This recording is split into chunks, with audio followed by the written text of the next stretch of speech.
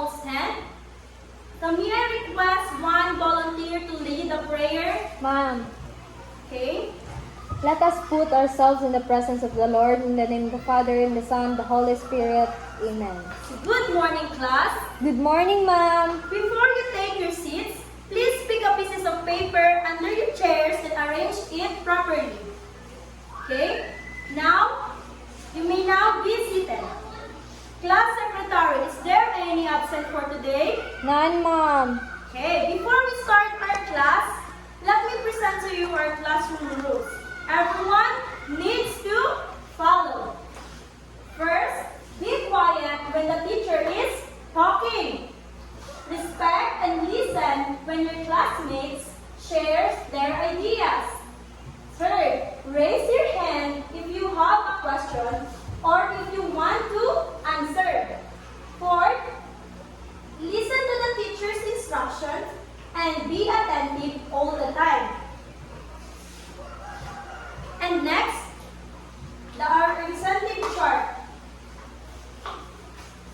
If you can answer the question correctly and with examples, you get 3 points. If you can answer the question correctly without examples, 2 points. And if you answer the question somewhat correctly, and you will get a 1 point.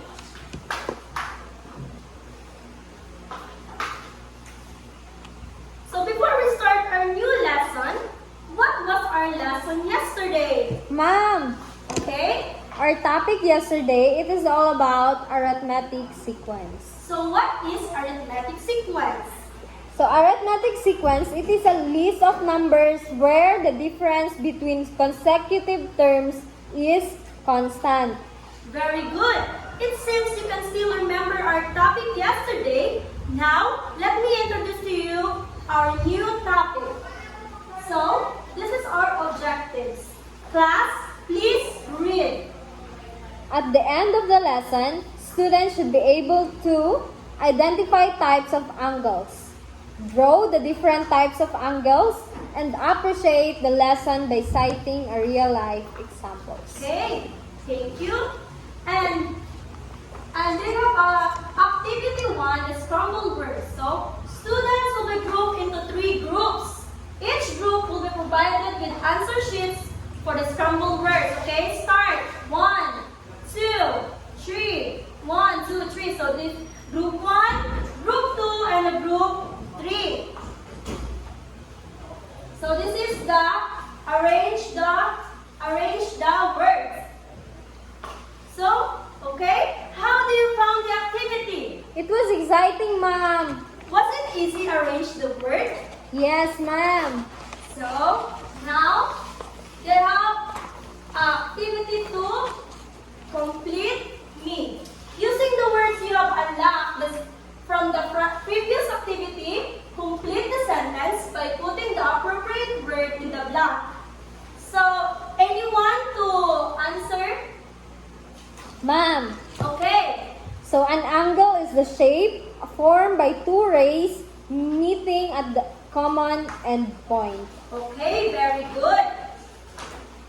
An angle is the shape formed by two rays meeting at the end point. So what are lesson for today? It is all about types of angles. Okay, the 6 types. There are 6 types of angles.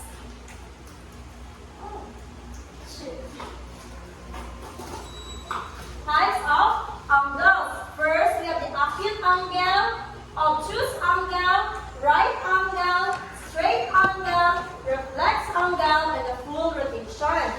So the acute angle is less than 90 degrees. And the obtuse, the right angle is exact 90 degrees. And the obtuse angle greater than 90 degrees and less than 180 degrees. And next, the straight angle is exact 180 degrees. Reflex angle greater than 180 degrees. And the full rotation exact 360 degrees. So, I have a clock here. With this clock,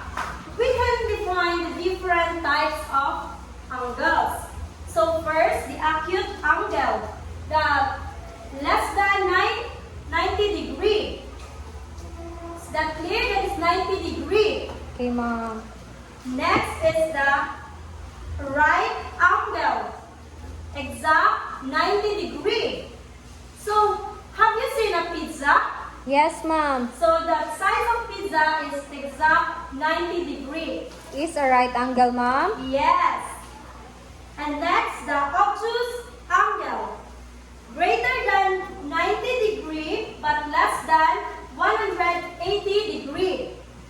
Is that clear? Yes, ma'am. And next, what is the next? The reflex angle, ma'am. So, reflex angle is a greater than 180 degree, but less than 360 degree. Straight angle, ma'am, next. The straight, so you can now define the reflex angle Yes, ma'am. and the right angle. Yes, ma'am. Next is the straight angle.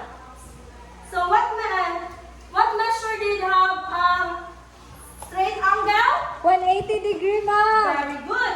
Exact 180 degree. And the full rotation. What is the measure? 360 degree, ma'am. Okay, very good class. Now, I want you to draw at least two types of angles. Since we cannot draw here, so you can say at least two different types of angles. Ma'am, Okay? acute angle and full rotation. Very good. So what can you say about the types of angles? Anyone? Ma'am, it's easy to understand. Okay. So, next, what angle measure exact 180? Anyone? Ma'am, complete angle. Very good, class. Now, let's have a group activity so that you can apply the knowledge that you gained from our discussion.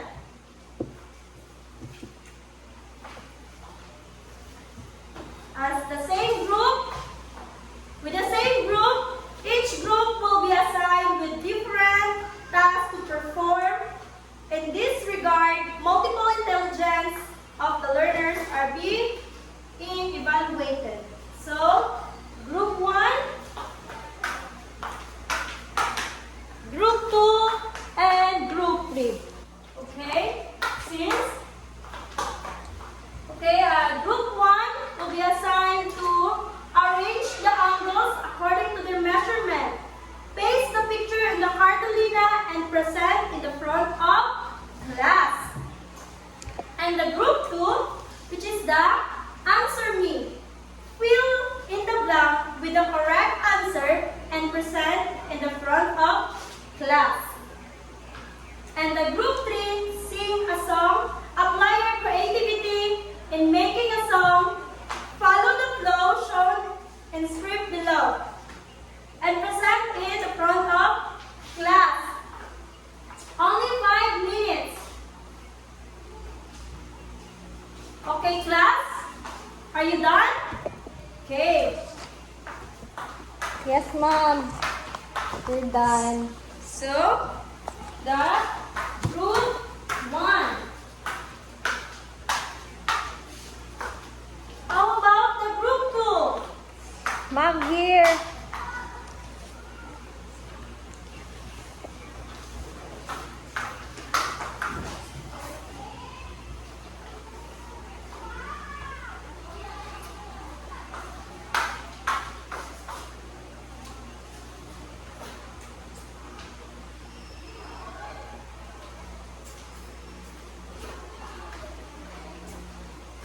Okay. And now let's check your activity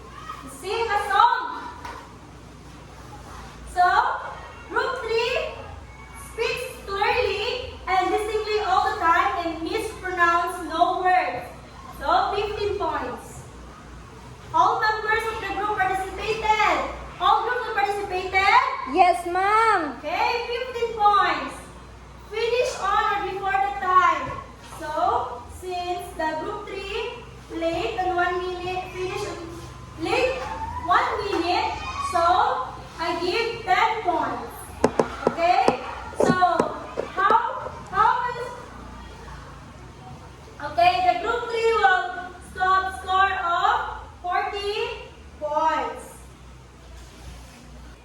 So since we'll finish our group activity, anyone, cite at least one example where we can apply the types of angles in real life situations. Ma'am, Okay? for example, ma'am, the clock. We can see the clock in different types of angles. Okay, very good. To sum up the lesson, what we will tackle today, I will ask you a question regarding our lesson.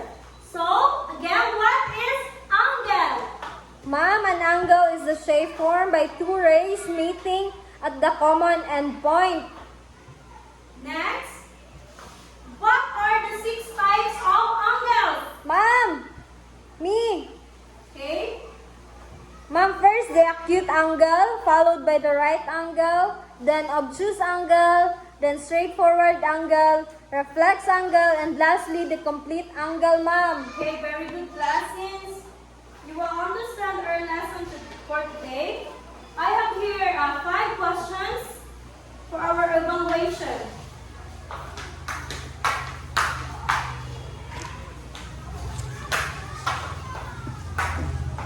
Only 3 minutes, class. Are you done? Yes, ma'am. Okay. Last, I will give an assignment for you to pass for our next meeting. Give a real life examples of each type of angles, or give an object that can you see the different type of angles, like I say before that the pizza we can define pizza as an obtuse angle. Okay, class, that's all for today. Thank you for your listening. Goodbye, class. Goodbye, ma'am. Thank you for everything.